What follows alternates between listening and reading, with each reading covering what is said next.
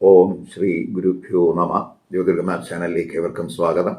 ഇന്ന് ഞാൻ ചർച്ച ചെയ്യുന്നത് 2024 ഡിസംബർ മാസഫലം ഇടവക്കുറുകാർക്കും ഇടവലഗ്നക്കാർക്കും എങ്ങനെയാകും എന്നുള്ളതിനെ പറ്റിയാണ്. ഇപ്പോൾ ഇടവക്കുറുകാർക്കും ഇടവലഗ്നക്കാർക്കും ജന്മരാശ്യാധിപനായിട്ടുള്ള ശുക്രൻ ഡിസംബർ 2 മുതൽ ഭാഗ്യസ്ഥാനത്ത് ആണ് വരുന്നത്. അതുപോലെ ജന്മരാശിയിൽ ഗുരുവൊക്കെ സ്ഥിതി ചെയ്യുന്ന സമയമാണ്.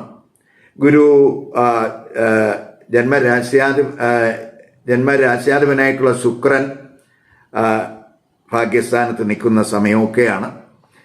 അതേസമയം ആ ശുക്രനെ ഗുരു ദൃഷ്ടി ചെയ്യുന്നുണ്ട്. അപ്പോൾ സുഖസ്ഥാനാധിപനായിട്ടുള്ള സൂര്യനാണെങ്കിൽ അവസാന പകുതി അഷ്ടമത്തിലേക്ക് രാശി മാറുന്നുണ്ട്.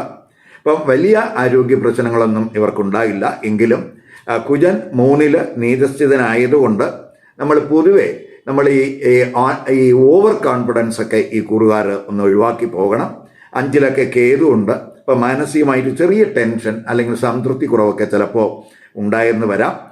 അവസാന പകുതിയൊക്കെ ആ സൂര്യൻ അഷ്ടമത്തിലൂടെ സഞ്ചരിക്കുന്ന സമയമായതുകൊണ്ട് ചിലർക്ക് സ്റ്റൊമക്ക് റിലേറ്റഡ് ആയിട്ടുള്ള എന്തെങ്കിലും ഇഷ്യൂസ്, അലർജി സംബന്ധമായിട്ടുള്ള എന്തെങ്കിലും പ്രശ്നങ്ങൾ, ചെറിയ തോതിലുള്ള ഇൻഫെക്ഷനൊക്കെ സാധ്യതയുണ്ട്.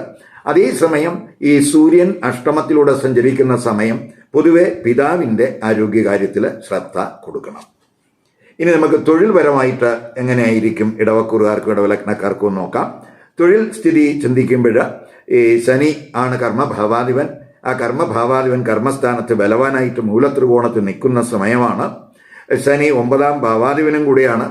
അപ്പോൾ ഒരു തൊഴിലിൻ്റെ അന്തരീക്ഷമൊക്കെ പൊതുവെ അനുകൂലമാണ്. തൊഴിലിടത്ത് ഉയർച്ചയ്ക്കോ സ്ഥാനക്കയറ്റത്തിനോ അല്ലെങ്കിൽ തൊഴിൽ മാറ്റത്തിനോ ഒക്കെ സാധ്യതയുണ്ട്. അതുപോലെ അഡീഷണൽ ഉത്തരവാദിത്വങ്ങളൊക്കെ ചിലപ്പോൾ ചിലർക്ക് ഈ സമയത്ത് വഹിക്കേണ്ടതായിട്ടും കൂടെ വരുന്നുണ്ട്. അതേസമയം കുജൻ 10 നിൽക്കുന്ന ശനിയെ ദൃഷ്ടി ചെയ്യുന്നതിനാൽ തൊഴിലിടത്ത് അഭിപ്രായ വ്യത്യാസങ്ങൾ ഉണ്ടാകാതെ നോക്കണം. അതുപോലെ തന്നെ നമ്മൾ തൊഴിൽപരമായിട്ട് എന്തെങ്കിലും തൊഴിലിടത്തൊക്കെ പുതിയ തീരുമാനങ്ങൾ എന്തെങ്കിലുമൊക്കെ എടുക്കുന്നുവെങ്കിൽ അത്തരം തീരുമാനങ്ങൾ എടുക്കുന്നതിലൊക്കെ ഒരു ശ്രദ്ധ കൊടുത്തു പോകണം. കാരണം ഭാവാധിപനായിട്ടുള്ള ആ ശനിയെ ആ കുജൻ ദൃഷ്ടി ചെയ്യുന്നുണ്ട്. 2 ഗ്രഹങ്ങളും ശത്രുഗ്രഹങ്ങളാണ്. അതുകൊണ്ട് തൊഴിലിടത്ത് ഡിസിഷൻ മേക്കിങ്ങിൽ കെയർ വേണം. അതുപോലെ തൊഴിലിടത്തെ കമ്മ്യൂണിക്കേഷനിലും ശ്രദ്ധിക്കണം. തൊഴിൽ അന്വേഷകർക്ക് തൊഴിൽ അവസരങ്ങളൊക്കെ ഉണ്ടാകുന്ന സമയമാണ്. തൊഴിൽ ഭാഗ്യത്തിനും സാധ്യതയുള്ള സമയമാണ്. അതുപോലെ തന്നെ ഈ തൊഴിലിടത്ത് പൊതുവെ ഈ കൂറുകാർക്ക് അവരുടെ ആ ഓക്കുപ്പേഷണൽ സ്കിൽ, പ്രായോഗികമായിട്ടുള്ള ആ ബുദ്ധിയൊക്കെ കൂടുന്ന സമയമാണ്. കർമ്മഭാവാധിപൻ 12 ദൃഷ്ടി ചെയ്യുന്ന സമയമായതുകൊണ്ട് പ്രത്യേകിച്ച് വിദേശത്തൊക്കെ തൊഴിൽ അന്വേഷിക്കുന്നവർക്ക് അനുകൂലമായിട്ടുള്ള ഒരു സാഹചര്യം ഈ ഡിസംബർ മാസത്തിൽ ഉണ്ടാകാൻ സാധ്യതയുണ്ട്. ഇനി ഈ കൂറിൽപ്പെടുന്ന ബിസിനസ്സുകാരെ സംബന്ധിച്ചിടത്തോളം ഈ ബുധന്റെ 7ലെ സ്ഥിതി വളരെ ഗുണം ചെയ്യും. ബുധൻ ബിസിനസ് കാരകനും കൂടിയാണ്. അപ്പോൾ ആദ്യത്തെ 2 വാരം ആ ബുധൻ അല്പം വക്രത്തിലാണെങ്കിലും അതിനുശേഷം ആ ബുധൻ നേർസഞ്ചാരത്തിലൊക്കെ വരുന്നുണ്ട്. ശുക്രൻ ഭാഗ്യസ്ഥാനത്തുണ്ട്. അതുപോലെ 7ാം ഭാവാധിപനായിട്ടുള്ള ചൊവ്വയാണെങ്കിൽ 3 നീചസ്ഥിതനാണെങ്കിലും വക്രത്തിലാണ് ഡിസംബർ 7 മുതൽ സഞ്ചരിക്കുന്നത്. അപ്പോൾ അതൊക്കെ തന്നെ നമുക്ക് ബിസിനസ്സിന് ഗുണാനുഭവം ഉണ്ടാക്കും. അതേസമയം ബിസിനസ്സിൽ നമ്മൾ കഴിവതും ഓവർ കോൺഫിഡൻസ് ഉണ്ടാകുന്നത് ദോഷം ചെയ്യും. അപ്പം നമ്മൾ ബിസിനസ് പ്രൊഫഷണൽസൊക്കെ അവരുടെ പ്രവർത്തനങ്ങളിൽ ഉദാസീനതയൊക്കെ ഒഴിവാക്കി അവരുടെ പ്രവർത്തനങ്ങളിലൊക്കെ ശ്രദ്ധ കൊടുത്ത് പോകുന്നവർക്ക് ഗുണാനുഭവം ഉണ്ടാകും എന്ന് തന്നെ പറയാം. ഇനി നമുക്ക് ഈ ഇടവക്കൂറുകാരും ഇടവലഗ്നക്കാരുമായിട്ടുള്ള വിദ്യാർത്ഥികളുടെ സ്ഥിതി. വിദ്യാർത്ഥികളെ സംബന്ധിച്ചിടത്തോളം അവർ ശ്രദ്ധിക്കേണ്ട ഒരു കാര്യം എന്ന് പറയുന്നത് അമിത വിശ്വാസം അവർക്ക് പാടില്ല. അതായത് നമുക്കെല്ലാം അറിയാമെന്നുള്ളൊരു തോന്നലൊക്കെ ഉണ്ടാകുന്നത് പഠനത്തിന് ദോഷം ചെയ്യും. അപ്പം നമ്മൾ പൊതുവെ ബുധനും ഗുരുവും ഒക്കെ സൂര്യനും ഒക്കെ തന്നെ അനുകൂല സ്ഥാനങ്ങളിലാണ് നിൽക്കുന്നത്. അപ്പോൾ അത് വളരെ ഗുണം ചെയ്യും. ഇപ്പോൾ രവിയും ബുധനും ഒക്കെ ജന്മരാശിയിലൊക്കെ ദൃഷ്ടി ചെയ്യുന്ന സമയവും കൂടിയാണ്. ജന്മരാശിയിൽ ഗുരുവുണ്ട്. രാശ്യാധിപൻ ഭാഗ്യസ്ഥാനത്താണ്. ഇവയൊക്കെ തന്നെ പഠനത്തിനൊക്കെ അനുകൂലമായിട്ടുള്ളൊരു സാഹചര്യമാണ്. പക്ഷെ നമ്മൾ ഓവർ കോൺഫിഡൻസ് വരുമ്പോൾ നമ്മൾ ഈ പഠനത്തിൽ ഒരു ആലസ്യം ഉണ്ടാകും. അത് ഒഴിവാക്കണം. ഉന്നത പഠനമൊക്കെ നടത്തുന്നവർക്ക് പൊതുവെ ഭാഗ്യാനുഭവം ഉണ്ടാകുന്ന സമയമാണ്. വിദ്യാർത്ഥികൾക്ക് പൊതുവെ ഗ്രാസ്പിംഗ് പവർ കൂടുന്ന സമയമാണ്. സീനിയർ അധ്യാപകരുടെയൊക്കെ മാർഗനിർദ്ദേശങ്ങൾ അവർക്ക് കിട്ടാൻ സാധ്യതയുണ്ട്. അതൊക്കെ പരീക്ഷകളിൽ നല്ല പെർഫോമൻസ് കാഴ്ചവെക്കുന്നതിന് ഈ കൂറുകാർക്ക് കഴിയും. അതേസമയം അമിത വിശ്വാസം അത് പഠനത്തിൽ ഉണ്ടാകുന്നത് അവരുടെ അതായത് പഠനത്തിൽ കോൺസെൻട്രേഷൻ, കാരണം എനിക്കെല്ലാം അറിയാവുന്നൊരു തോന്നലൊക്കെ വരുമ്പോൾ നമ്മൾ പഠനത്തിൽ കോൺസെൻട്രേഷൻ കുറയാൻ സാധ്യതയുണ്ട്. അപ്പോൾ വിഷയങ്ങളൊക്കെ കഴിവതും റിവൈസ് ചെയ്ത് പഠിക്കുന്നതിൽ താല്പര്യം കൊടുക്കണം. അവയൊക്കെ നമ്മൾ ശ്രദ്ധിക്കുകയാണെങ്കിൽ പഠനത്തിൽ ആഗ്രഹിക്കുന്നതനുസരിച്ചുള്ള ഒരു മുന്നേറ്റം ഈ വിദ്യാർത്ഥിയുടെ ഭാഗത്തുണ്ടാകും എന്ന് തന്നെ പറയാം. ശുക്രനും കുജനുമായിട്ടുള്ള ബന്ധമൊക്കെ പ്രത്യേകിച്ച് വിദേശത്തൊക്കെ പഠനം നടത്തുന്ന വിദ്യാർത്ഥികൾക്ക് അനുകൂല സാഹചര്യങ്ങൾ ഉണ്ടാക്കും എന്ന് തന്നെ പറയാം. ഇനി ധനസ്ഥിതി നോക്കാം. ഇപ്പോൾ ധനസ്ഥിതി നോക്കുമ്പോൾ ബുധൻ്റെയൊക്കെ സ്ഥിതി 7-ലാണ്. അപ്പോൾ ആദ്യത്തെ 2 വാരം ആ ബുധൻ വക്രത്തിലാണ്. അപ്പോൾ നമ്മൾ 2ാം ഭാവാധിപനും കൂടിയാണ് ആ ബുധൻ എന്ന് പറയുന്നത്. അപ്പോൾ 2ാം ഭാവാധിപൻ ആദ്യത്തെ 2 വാരം വക്രത്തിലാണ്. ആ 2ാം ഭാവാധിപൻ ജന്മരാശിയിൽ ദൃഷ്ടി ചെയ്യുകയും കൂടെ ചെയ്യുന്നുണ്ട്. ജന്മരാശിയിലാണെങ്കിൽ 11ാം ഭാവാധിപനായിട്ടുള്ള ഗുരു ആ ജന്മരാശിയിൽ നിൽക്കുന്ന സമയമാണ്. അപ്പോൾ ധനസ്ഥിതിയൊക്കെ പൊതുവെ ഇംപ്രൂവ് ചെയ്യുന്നതിനുള്ള ഒരു ഗ്രഹസ്ഥിതി എന്ന് തന്നെ പറയാം. 11-ലെ രാഹുവും ധനാഗമം ഉറപ്പുവരുത്തുന്ന ഒരു ഗ്രഹമായിട്ട് നമുക്ക് പറയാം. അപ്പോൾ പൊതുവെ നമുക്ക് ഒരു വിവിധ സോഴ്സുകളിൽ നിന്നൊക്കെയുള്ള ധനാഗമം പ്രതീക്ഷിക്കാം. അതേസമയം ഗുരുവും ആദ്യ 2 വാരം ബുധനും ഒക്കെ വക്രത്തിലാണ് സഞ്ചരിക്കുന്നു എന്നുള്ളത് കൊണ്ട് ഈ ധനപരമായ ഡീലിങ്സിലൊക്കെ ഒരു കെയർ വേണം. ധനവിഷയങ്ങളിലൊക്കെ ഒരു ശ്രദ്ധ കൊടുത്തു പോകണം.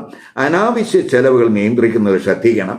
അതുപോലെ 12-ലൊക്കെ ആ ശനിയുടെയൊക്കെ ദൃഷ്ടി വരുന്നുണ്ട്. അതൊക്കെ ചിലപ്പോൾ ചെലവ് കൂടുന്നതിനിടയാക്കാം. അവയിലൊക്കെ നമ്മൾ ഒരു ശ്രദ്ധ കൊടുത്തു പോകാമെങ്കിൽ ധനപരമായിട്ട് വലിയ പ്രശ്നങ്ങൾ ഇല്ലാത്ത മാസമായിട്ട് നമുക്ക് ഡിസംബർ മാസത്തെ കാണാം. ഇനി നമുക്ക് ഈ ഇടവക്കുറുകാരുടെയും ഇടവലഗ്നക്കാരുടെയും വിവാഹ ദാമ്പത്യ ബന്ധം കുടുംബജീവിതം എങ്ങനെയായിരിക്കും നോക്കാം.